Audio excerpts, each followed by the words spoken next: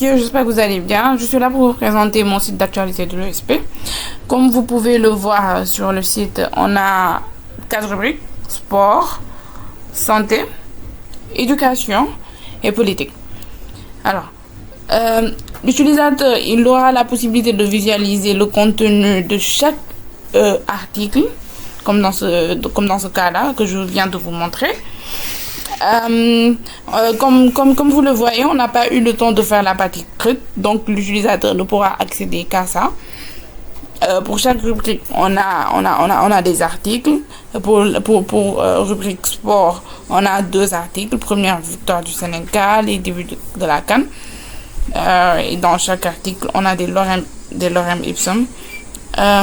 Ces rubriques qui nous viennent de la base de données plutôt glc.news que vous nous avez fourni.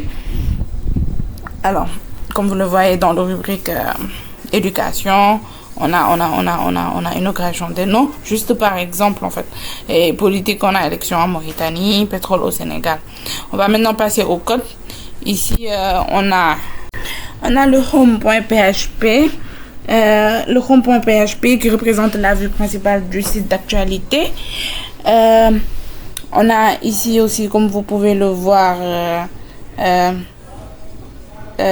l'article .php qui contient les fonctions qui permettent d'interagir avec la base de données.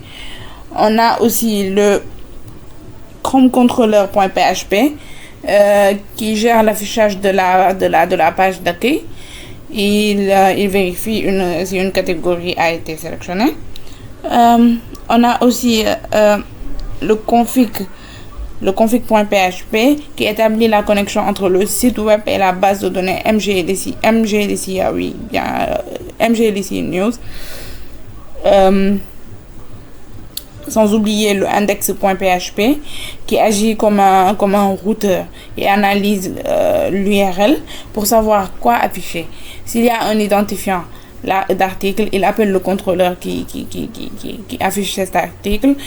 S'il y a une catégorie, il affiche les articles de cette catégorie. Sinon, il charge la page d'accueil avec tous les articles.